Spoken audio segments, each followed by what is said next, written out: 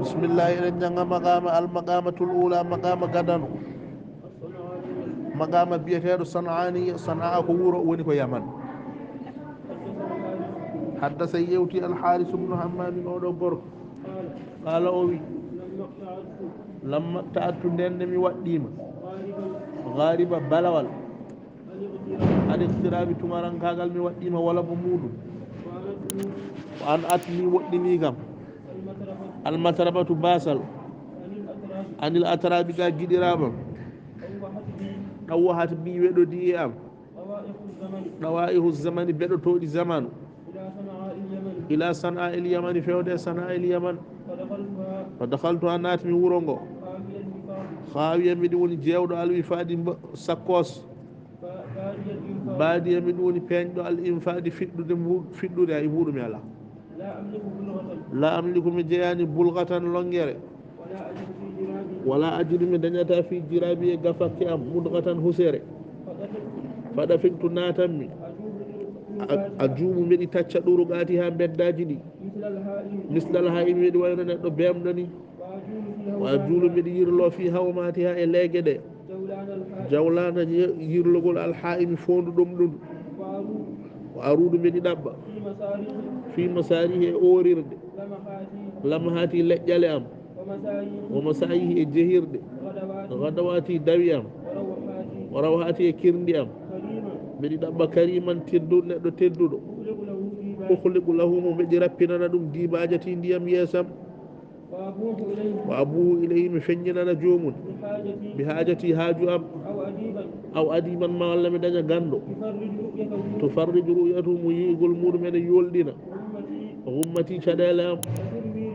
o turwi ene ɗofɗitina riwayatuhu habrugol muɗum gullati ɗom kam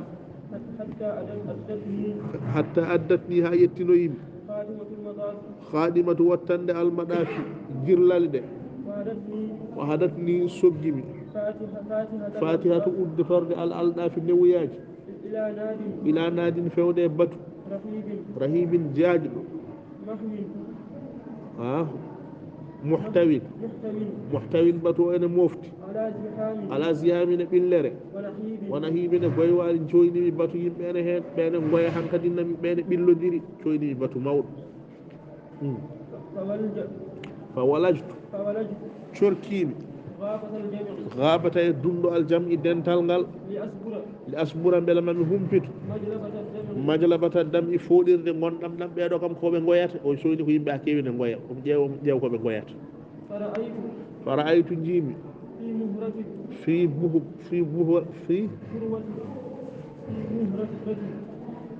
fa ra'aytu jimi fi buhrati alhalqati e hakkunde ko buhrati fi buhrati e hakkunde alhalqati batu o shakhsan jimi neɗɗo shakhte pooƴɗo alhalqi tegore alayhi ene makko uhbatu siyahati jogoram ha joni ɗanngal wala hu ene wodanimo rannatu ñuñali anniyahati waywango wa huwa yadbaw omo tappa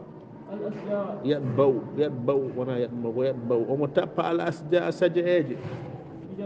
bi jawahiri ko kanŋeji lafdihi konngudi makko wa yaqra omo duɗɗa al asma a nande bi zawajiri e guftoji wasihi wajuji makko wa qad ahaɗat bi ene filtimo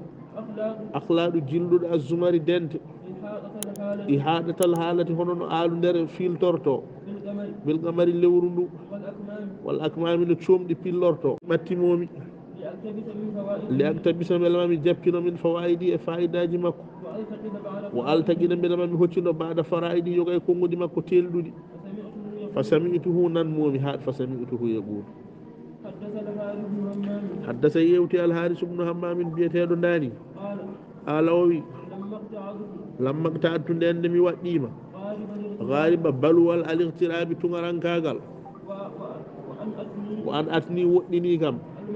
almatarabatu basal anil atrabi ga giƴiraɓam ɗawwahat bi weɗodi am beɗotoɗi aduna fewde ngoɗo wuro natmi wuro ngo mbeɗi woni jewɗo sakkos hay hunde mi ala mbeɗi woni peñɗo fiɗɗude hay muɗɗiɗi mi ala la amliku mi ala bulgatan longere متاتا إغفك أم مدغة هسير فدفقت ناتمي أجوب مرير له روغاتها بداجني مثل الهائم من وين بيمدو وأجول مرير له في حوماتها إلاجده جولانا يرلغول على هائم فوند دم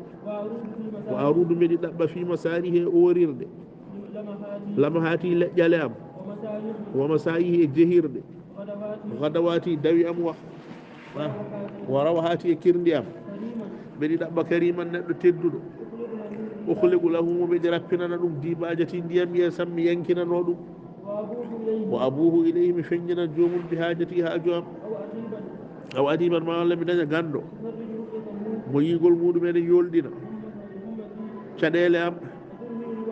o turwi ene ɗomɗitina riwayatu hamrugol muɗum gullati ɗon kam hatta addatni ha yettinoyimi khadimatu timmode almaɗafi wangugol o hadatni soggimi fatihatu udditore alɗafi ndewoyaji allah ila nadin jami jettoyimi batu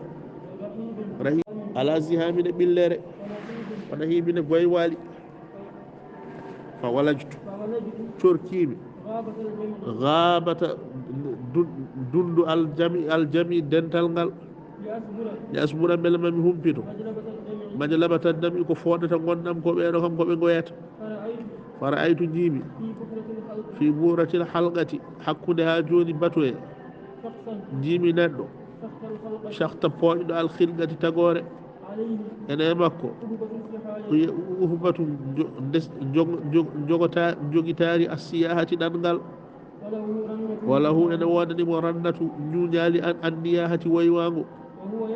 o huwa yaɗbaw omo tafa al asja sadia uji bi jawahiri e kanŋeji lafzi konngudi makko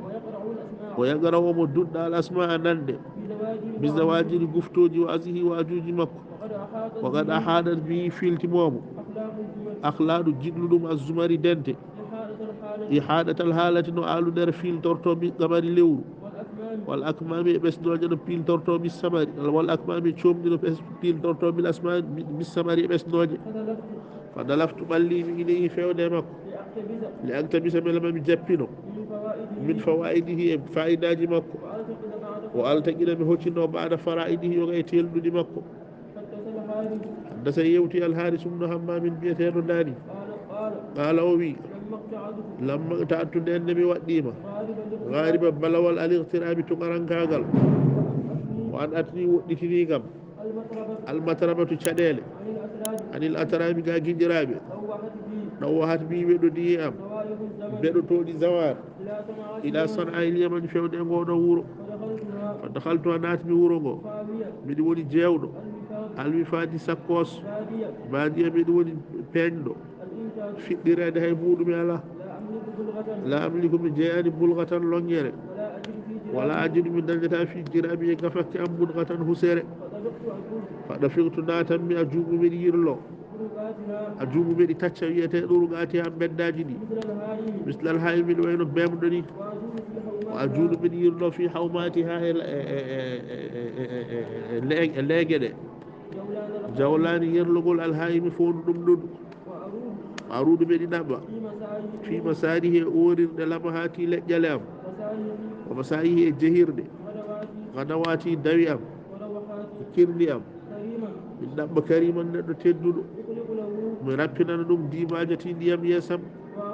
o abuhu ilay mi feññanana jomum mi haajati haaju am aw adiman ma walla mi daña gando tufarriju ru'yatuhu mo yigol muɗum ene yolɗina ummati caɗele am o turwi riwayatuhu habrugol makko ene ɗomɗitina o wollati ɗom ka am hatta addatni ha yettinoyimi timmode wangawgol ngol o hadatni soggimi udditore ha joni nde wuyaji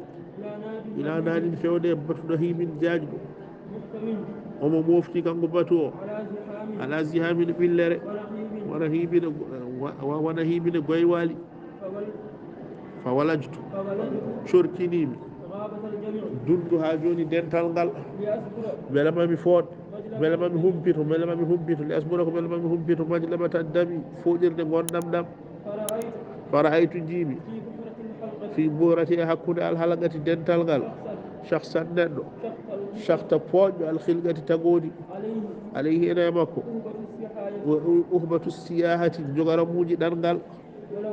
ولا هو أنا وانا دي مرنة جونيالي النياحة قويوالي وهو يربع ومتفع الأسجاء سجعوجي بجواهر كنيجي لفجي كونغولي مكو ويقرأ ومدود الأسماء نندي